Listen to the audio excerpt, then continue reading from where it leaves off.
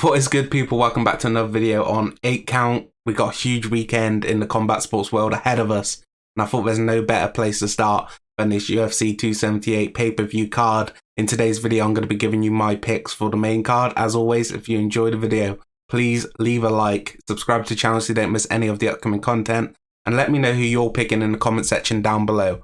Okay, let's get into it.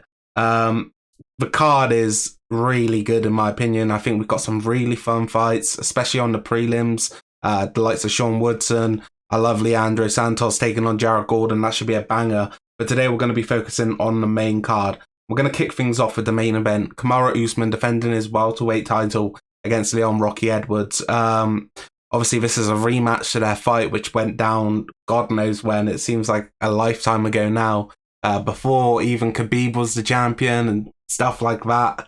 I just got done watching the first fight again, and there's a lot made of the first fight and how Usman kind of steamrolled him, but I really don't think that's the case. Looking back on the fight, Edwards really did have his moments on the feet. He looked good. I just think he allowed Usman to really dominate the fight on his sort of terms. When it came to the wrestling, he was able, Usman was able to get him up against the fence, and it was just a nightmare job for him there because Usman was just so much stronger than him and wrestling-wise just so many levels ahead. But the rematch here, I think it's going to be a much different fight. I think Rocky has got a really good chance, actually. I think he's one of the worst matchups in the division for Usman right now. I think you look at him and, what he brings to the fight, and I think that's just a lot of creativity, I think, on the feet. He's not one of these guys who uses flashy techniques, but uses the basics and the fundamentals to the highest level possible. I think it's going to be hard for Edwards in this fight to probably get the kicking game going. He did use the kicking game in the first fight, and Usman really didn't take advantage of that, but I do feel like it's going to be hard because of the threat of Usman potentially catching a kick and starting some wrestling event. But for me, I think on the feet, Edwards is by far the quicker of the two.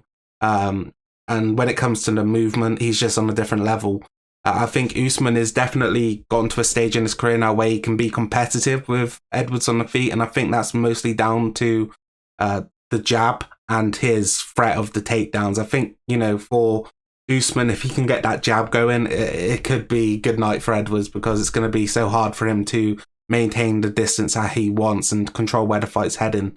I think if I was going off the top of my head and, I was saying who's more likely to win, I think you got to go with the champ. I think he's got an ability on the feet to survive and, put himself in a position where he can win the fight on the feet alone just because of the dominance of his wrestling game and, having Leon kind of waiting on that. But I think if it goes the way he wants, I think he's going to probably have a round off somewhere around round 3. If it was to go the full scheduled 5 rounds. But I could see Usman probably wanting to dominate the center of the cage, use that jab to back Leon Edwards up, and where possible, try and get some takedowns in there. Because I think in the first fight, it's quite obvious that his top game was just smothering the bottom game of Edwards, and it made it quite hard for Edwards to kind of live with him down there. I think Edwards did a great job of getting back to his feet, but it was what it was. I think coming into this fight, though, Edwards has got to be confident in his own abilities. I think he's proven over his past, I don't even know how many fights, but ever since that rematch, he's just been on that win streak. The first fight, sorry, he's been on that win streak, and he showed off, so many different skills, even his own sort of offensive wrestling game, which has looked really decent for him. But on the feet, it's going to be very interesting. I think the fact that these guys are, switch stance in terms of Edwards fighting out southpaw and Kamaru tends to fight out the orthodox stance is going to give that level of distance a bit more. I just think somehow Edwards has got to get to the center of the cage and he's got to plant his feet and not back up. Because I think if he allows Kamaru to, work his way in and, find Edwards along the fence line, it's going to make it a lot easier for him to use his wrestling game. I think in the first fight, Usman did get a takedown from out in the center, but most of his work came along the fence line. And I think Edwards is going to be wary of that. I think both are completely different fighters since the first fight. It's going to be interesting to see how it plays out. If I was to think with my head, I'd probably go Usman with this one, but I just have this gut feeling that Edwards is going to win a decision and we may see a trilogy in the very near future. And if that happens, it'll be insane. I hope Edwards win. I'm definitely backing him as a fellow Brit. We'll have to wait and see what happens, but it's an extraordinary fight on paper, and the odds show that Kamaru Usman is a heavy favourite, but I mean, you see odds for some of these other fights, and I think it's fair to say that the people know who Leon Rocky Edwards is, and he can get this fight done. And I think what people kind of look at, the Nate fight and stuff like that, where he gets rocked, is he's fighting someone who is so many levels below him that he kind of takes his foot off the gas and allows other people to get into the fight, and sometimes gets caught with shots because of that. I think fighting someone like Usman, who is on the same par of him, if not better, it's going to force him to not make those mistakes. So I'm super excited to see what happens in that one. Paulo Costa taking on Luke Rockhold in a middleweight bout. It's a super intriguing one for me. I think Paulo Costa, after the defeat to Vittori, would have been really upset with himself. Obviously, the weight cut and the weight issues were, on display there. But I think in terms of the fight, he kind of let that one slip away from him. I think it's a winnable fight for him still. But definitely let that one get away. He is welcoming back Luke Rockhold to the middleweight division, and we haven't seen him for quite some time. So it's definitely going to be interesting to see what his mentality is in there. Is he going to go seek and destroy? Because I think if he does that, there's a chance he gets caught, but there's a chance he could finish this one early. Luke Rockhold, on the other hand, I think coming back, it's kind of interesting to see he's not really taking, a tune-up fight, and he's going straight into the deep end against someone like Paulo Costa, who is a formidable opponent for sure.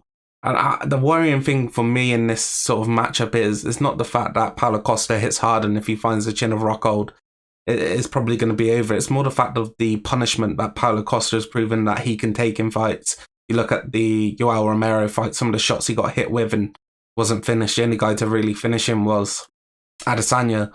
That does worry me for Rockhold. I think Rockhold has a few weapons which could really damage Costa, but he has got that sort of Iron Man sort of ability to just walk through shit and keep coming, and that does make me worry for Rockhold in that sort of sense, I guess you could say. I think on the feet, in terms of technique, Rockhold's probably the better of the two. I think under Perillo, we're probably going to see a more defensively responsible sort of Rockhold. Obviously, the Mike Biz being known, but the hand was down, the left hook was there. That was from Perillo, and Perillo would have seen those gaps in his game, and I'm sure a lot of them are going to be sort of improved upon, and it's going to be interesting to see how different is he. Is his offensive sort of output slightly less because of his defensive worries or not? That's going to be interesting. I think in terms of like the stand-up, the kicking game's all Rockhold. I'd probably give the hands to Costa. But I think the most intriguing place this fight could hit is the mat, because I think Rockhold's probably got one of the best top games in all of MMA when he is, using it to his own ability. But I think in the past we've seen him kind of fall in love with his stand-up, and I think under Perillo, I'm hoping that we'll see a Rockhold who mixes things up, and I think he could probably get a finish here on the mat if he's able to find a way to get Costa to the ground. It's just whether or not that happens. I just don't know. I feel like Rockhold could just be in there and probably winning the fight, maybe even the first 2 rounds, something like that. He's being effective with his kicks and he's able to maintain the distance, but I could just see Paulo Costa coming in there inside the pocket, kind of maybe eating a couple and then landing one. And it's just a case of, after the time off, does Luke Rockhold have a newfound ability to take punishment? I'm not sure we're going to see that. I want to say a Luke Rockhold win. I'm kind of rooting for him, which is kind of weird because I kind of hated him growing up in terms of, his cockiness and stuff like that. And, it's not very appealing to me, but I like a comeback story. And I think this would be one of the best ones we've seen. I'm going to go for Luke Rockhold win here. I'm going to go for a submission by Luke Rockhold in round 1. Maybe he can catch Paulo Costa after maybe setting him up with a few body kicks, maybe catch him with a head kick. follow him to a ground and kind of get some sort of guillotine, kind of similar to the Bisping fight. That'd be interesting though. But Paulo Costa is probably very worthy of being the favourite in this matchup. We move now to the bantamweights. Jose Aldo taking on Merab Devolishvili. Definitely a hard name to pronounce. This is a tough fight for Aldo, and kind of sad to see him having to kind of defend his spot and fight backwards a bit here, but this is a real tough fight. I guess we should speak on Merab first, and this guy is just, I guess you could just say 0 to 100 real quick, because it's just like no time. He's in there, he's looking to set his wrestling game up, and he proved in the Marlon Moraes fight that he can basically be on the brink of losing, but he never gives up, and he's always to be reckoned with. The thing I find difficult is, is he going to be able to overwhelm Jose Aldo, someone who has seen everything in the wrestling department? I'm not too sure. I think people forget a lot that, the levels of Jose Aldo and the takedown defense that he showed throughout the years at featherweight. And, I know he kind of got taken down in the end by Piotr Jan and finished on the mat. But I just find it hard to think that he's going to be overwhelmed by someone like Devolishvili. I know it's a tough matchup, but I want to go Aldo here. He's an underdog. If I was putting money on it, I'd go for an Aldo finish here.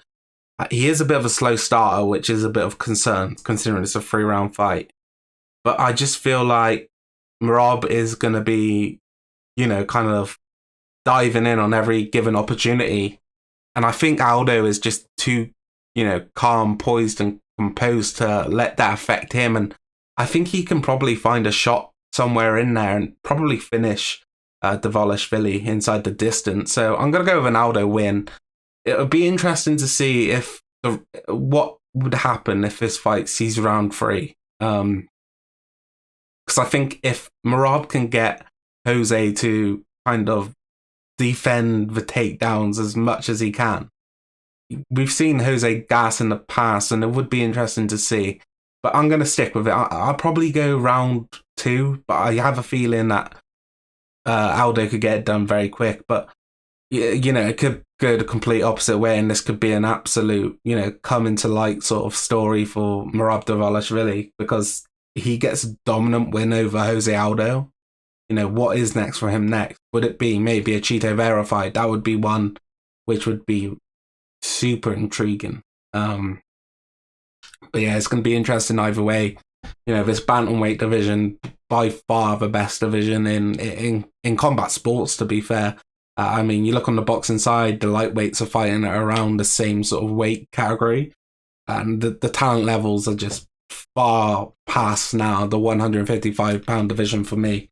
Oh shit, I clicked on something. I'm going to run through the rest of these quite quick. Tibura taking on Alexander Romanov. Romanov is someone who I haven't really seen too much of, and for me, I feel like Tibura is kind of being a little bit overlooked here, especially if you look at the odds. He's a plus 330 underdog. Romanov 16-0. I like Tibura, man. I'm going to go with Tibura finish here. I think he gets it done.